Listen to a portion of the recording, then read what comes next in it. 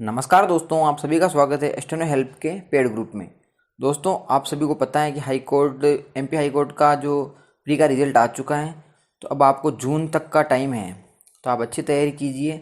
हमारी ओर से paid group चलाया जा रहा है और 1 अप्रैल से 5 अप्रैल तक जो आपको ऑफ़र दिया जा रहा है, 300 रुपये नॉर्मली फ़ीस है। तो इस 1 से 5 अप्रैल तक 200 रुपये फ़ीस रखी गई है। अगर आप जुड़ने के इच्छुक हो तो ज़रूर हमारे ग्रुप से जुड़ें और शानदार तैयारी आप एग्ज़ाम के हिसाब से करें। आपको मॉर्निंग में लीगल डिक्टेशन दी जाएगी, उसकी पीडीएफ दी जाएगी और उसकी जो हार्ड आउटलाइन होगी वो आपको दी जाएगी और एक्स्ट्रा आउटलाइन भी आप पूछ सकते हो। इवनिंग टाइम में आपको एडिटोरियल डिक्टेशन दी जाएगी जिसकी गति 80 शब्द प्रति मिनट रहेगी, उसकी भी पीडीएफ मिलेगी, आउटलाइन मिलेगी। तो बिना समय गवाए स्टार्ट करते हैं।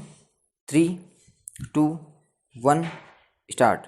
भारतीय दंड संहिता की धारा 34 में यह अधिकथित है कि जबकि कोई आपराधिक कार्य कई व्यक्तियों द्वारा अपने सब के सामान्य आशय को अग्रसर करने में किया जाता है, तब ऐसे व्यक्तियों में से हर व्यक्ति उस कार्य के लिए उसी प्रकार दायित्व के अधीन है, मानो वह कार्य अकेले उसी ने किया हो। विराम। विधि के उक्त उपबंध के दांडिक विधिशास्त्र के क्षेत्र में प्रतिनिधायी दायित्व के सिद्धांत का एक पक्ष अंतर्निहित है। विराम। कोई आपराधिक कार्य किसी एक अभियुक्त द्वारा ही कारित हो सकता है, फिर भी यदि वह कार्य सभी अभियुक्तों के सामान्य आशय को अग्रसर करने के लिए किया गया हो, तो अन्य अभियुक्त भी अपराध के लिए दोषी माने जाते हैं। विराम। पैरा। आशय का प्रश्न कुछ कठिनाई प्रस्तुत करता है। विराम। सामान्यतया आशय ऐसा विषय है जो उस व्यक्ति की व्यक्तिगत जानकारी में आता है, जिसका आशय प्रश्नगत है। विराम। किंतु दांडिक विचारणों को शासित करने वाले सिद्धांतों के अनुसार किसी पक्ष कथन को साबित करने के अर्थांगत साबित करने का भार सदैव ही अभियोजन पर होता है। विराम।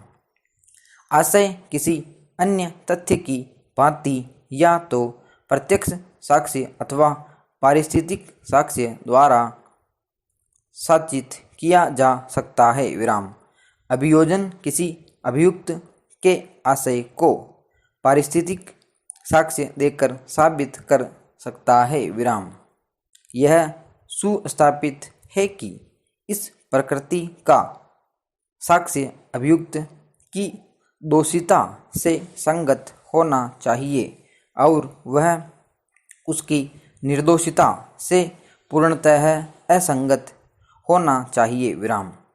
उच्चतम न्यायालय के उन विनिश्चयों में, जिनका अवलंब सेशन न्यायाधीश ने लिया है, अभियोजन द्वारा दिया गया साक्ष्य इन कसौटियों पर खरा नहीं उतरता। विराम। अभियोजन के साक्ष्य में इस कमी के कारण ही न्यायालय द्वारा यह अभिनिर्धारित किया गया था कि संबद्ध अभियुक्तों को भारतीय दंड संहिता की धारा 34 की सहायता से मूल अपराध के लिए दंडित नहीं किया जा सकता था। विराम। पैरा। प्रस्तुत मामले के तथ्य पूर्णतः भिन्न हैं। विराम। प्रत्यर्थी प्रेम सिंह ने मंगत राम को पीछे से पकड़ रखा था और उसने उसे अपीलार्थी करण सिंह द्वारा किए गए आक्रमण से अपनी प्रतिरक्षा करने से निवारित कर रखा था। विराम। अपीलार्थी करण सिंह और प्रत्यर्थी प्रेम सिंह दोनों ही एक समय मंगत राम से गुत्थम गुत्थी कर रहे थे विराम। यदि प्रेम सिंह ने मंगत राम को कस कर नहीं पकड़ रखा होता तो करण सिंह के लिए यह संभव नहीं होता कि वह मंगत राम पर बार बार चोटें पहुंचा सके। विराम। मंगत राम के शरीर पर आक्रमण मुख्यतः इसलिए सफल रहा क्योंकि प्रेम सिंह ने उसे निश्चल बना रखा था। विराम। सरकारी अपील के प्रत्यर्थी प्रेम सिंह ने मंगत राम को निश्चल बना रखा था। विराम। अतः यह निष्कर्ष अनिवार्य है कि अभियुक्त पूर्व सान्याय मति का था। विराम समाप्त। दोस्तों ये थी ATWM डिक्टेशन, जजमेंट था एक प्रकार से। तो आप सभी लोग हमसे ज़्यादा से ज़्यादा संख्या में जुड़ें और डिक्टेशन का एंजॉय लें। धन्यवाद।